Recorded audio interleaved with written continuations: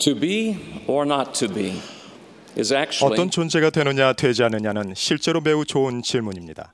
구주께서는 훨씬 더 심한 방법으로 질문을 하셨는데 그것은 우리 각자에게 교리적으로 지극히 중요한 질문입니다. 너희가 어떠한 사람이 되어 마땅하냐? 진실로 내가 너희에게 이르노니 나와 같은 자라야 하느니라. 주님 같은 사람이 되려면 그분께서 행하신 일을 해야 합니다. 진실로 진실로 내가 너희에게 이르노니 이것이 나의 복음이니라. 또 너희는 나의 교회 안에서 너희가 행할 일을 알고 있나니 이는 너희가 본 바 나의 하는 일 그것을 너희도 하여야 할 것입니다. 행하는 것과 되는 것은 불가분의 관계입니다. 이 둘은 상호 의존적인 교리로 서로를 강화해주고 장려해줍니다. 예를 들어 신앙이 있으면 기도를 하게 되고 기도를 하면 신앙이 강해지는 원리입니다. 구주께서는 종종 의롭지 않으면서 이 행동으로 의로운 척하는 사람을 외식하는 자라 부르며 비난하셨습니다. 이 백성이 입술로는 나를 공경하되 마음은 내게서 멀도다. 본성은 좋지 않은데 겉으로만 좋게 행동하는 것은 위선이며 그러한 사람인 척하는 것입니다. 반대로 본성은 좋은데 그렇게 행동하지 않는다면 행함이 없는 믿음은 그 자체가 죽은 것이라는 말씀처럼 헛된 것입니다. 본성은 좋은데 그렇게 행동하지 않은 것은 본성이 좋지 않다는 뜻입니다. 그것은 의도가 선하다는 이유만으로 스스로를 좋은 사람이라 치부하는 자기 기만입니다. 본성은 좋지 않은데 겉으로만 좋게 행동하는 것은 타인에게 그릇된 인상을 심어주는 반면 본성은 그렇게 행동하지 않는 것엔 자신에게 그릇된 인상을 심어줍니다. 구주께서는 위선을 행하는 서기관과 바리새인들을 지적했습니다. 화 있을진저 외식하는 서기관들과 바리새인들이여 이는 너희가 박하와 회양과 근처의 11조는 들이되 율법에 더 중요한 바 정의와 긍휼과 밀둠은 버렸도다. 그들은 그들이 되었을 존재가 되지 못했습니다. 구주께서는 행동의 중요성을 인정하셨지만 좋은 사람이 되는 것을 더 중요한 바로 여기셨습니다. 좋은 사람이 되는 것이 더 중요하다는 것을 다음 예로 설명드리겠습니다. 침례물에 들어가는 것은 행동입니다. 그 전에 도달해야 할 상태는 예수 그리스도를 믿는 신앙과 마음에서 일어나는 큰 변화입니다. 성찬을 취하는 것은 행동입니다. 그러나 성찬을 취하기에 합당한 상태가 되는 것은 훨씬 더 중요하고 중요한 바입니다. 우리 중 많은 사람이 달성하고 싶은 일들을 기억하기 위해 해야 할 일 목록을 작성합니다. 하지만 어떤 사람이 될 것인가에 대한 목록을 갖고 있는 사람은 드뭅니다. 왜 그렇습니까? 해야 할 일 목록은 활동 또는 행사로 되어 있어서 완수하고 나면 체크 표시를 할 수 있습니다. 그러나 어떤 사람이 될 것인가는 부분은 결코 완수할 수 없습니다. 체크 표시를 할 수 없는 것입니다. 저는 이번 금요일 저녁에 아내를 데려나가 멋진 시간을 보낼 수 있습니다. 그것은 할 일에 해당합니다. 하지만 좋은 남편이 되는 것은 하나의 행사가 아니라 제 본성, 저의 됨됨이 또는 저라는 사람의 일부가 되는 것입니다. 제가 부모로서 자녀에 대한 목록 부분을 완수하고 체크 표시를 할 수 있는 때는 과연 언제이겠습니까?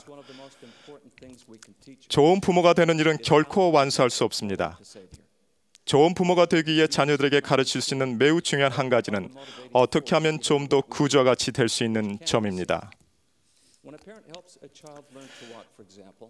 그리스도 같은 속성을 지닌 존재가 되는 것은 볼 수 있는 그 무언가가 아닙니다. 하지만 그것을 볼 수 있는 것, 즉 우리가 하는 행동 이면에서 동기를 부여해주는 힘입니다. 예를 들어 자녀가 걸음마를 배우도록 도울 때 부모는 자녀를 안심시키고 칭찬한 등 여러 가지를 합니다. 이런 행동으로 부모의 마음속에 보이지 않는 사랑과 자녀의 잠재력에 대한 보이지 않는 믿음과 희망이 드러납니다. 부모의 몸노력은 날마다 계속되며 이것은 인내와 근면이라는 보이지 않는 성품의 증거입니다. 본성은 행동을 낳고 행동을 일으키는 동기가 되기 때문에 어떤 존재가 되어야 할지 가르친다면 행동에 초점을 맞출 때보다 더 효과적으로 행위가 개선될 것입니다. 자녀가 나쁜 짓을 한다면 자녀가 서로 싸운다고 가정한다면 우리의 훈계의 방향을 자녀가 한 일 또는 우리가 본 싸움으로 잘못 잡는 경우가 있습니다. 그러나 자녀의 행동은 그들의 마음속에 보이지 않는 동기가 겉으로 드러난 것뿐입니다. 우리는 이렇게 자문할 수 있습니까? 아이가 어떤 속성을 이해한다면 이런 행동을 바로잡을 수 있을까? 화가 날 때 참고 용서하게 될 것인가? 사랑하고 화평하게 하는 사람이 될 수 있는가? 자신의 행동에 대한 책임을 지고 비난하지 않게 될 것인가? 부모는 자녀에게 이런 속성을 어떻게 가르칩니까? 자녀를 훈계하는 과정에서 그리스도 같은 성품을 가르치고 보여주는 것보다 더 좋은 기회는 없을 것입니다.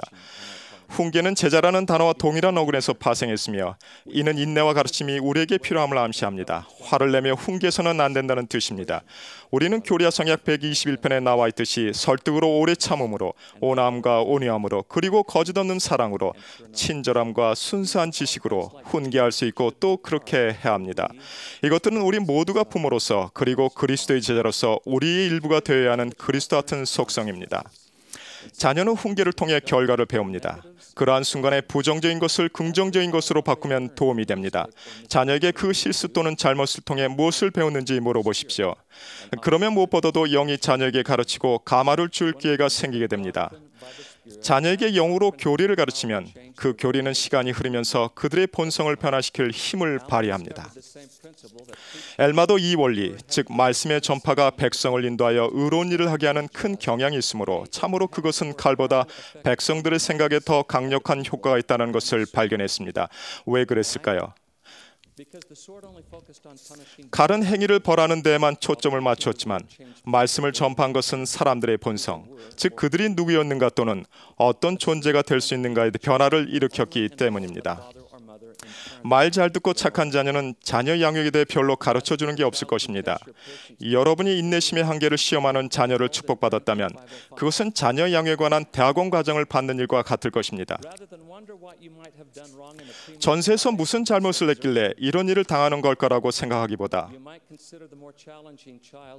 다루기 힘든 자녀는 여러분이 더욱 하나님과 같이 될 수 있는 기회와 축복으로 여길 수 있습니다. 어떤 자녀를 통해 여러분의 인내와 오래 참음과 그 밖의 그리스도 같은 덕목이 시험받고 발전하며 다듬어지겠습니까? 이런 자녀에게 여러분이 필요한 만큼 여러분에게도 이런 자녀가 필요한 것이 아니겠습니까? 우리 모두는 죄는 미워하되 사람은 미워하지 말라는 가르침을 받았습니다. 마찬가지로 자녀가 잘못을 저지를 때 우리는 자녀 입장에서 자신이 저지른 잘못이 자신의 본 모습이라고 여기게 할 만한 말을 하지 않도록 조심해야 합니다.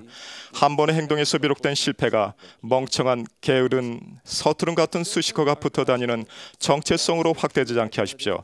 우리의 자녀는 하나님의 자녀입니다. 이것이야말로 진정한 정체성이자 잠재력입니다. 하나님의 계획은 그분의 자녀가 실수와 잘못을 극복하고 그분과 같은 존재로 진보하도록 돕기 위해 마련되었습니다.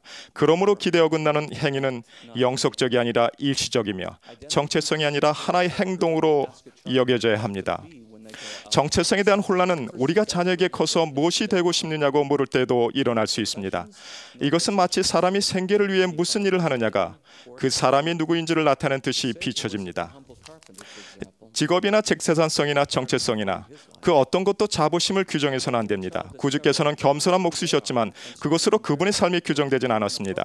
우리는 자녀가 자신이 누구인지를 알고 큰 자부심을 느끼도록 돕기 위해 자녀의 성취 또는 행위를 적절하게 칭찬할 수 있습니다. 그러나 우리의 주된 칭찬이 자녀의 품성과 그들이 누군가에 대한 믿음에 초점을 맞춘다면 이는 훨씬 더 현명한 방법이 될 것입니다. 운동 경기에서 자녀의 성취를 칭찬하는 현명한 방법은 그들이 보여준 힘과 끈기와 상대를 대하는 자세 등과 같은 속성에 주목하여 행품과 행동을 둘 다 칭찬하는 것입니다.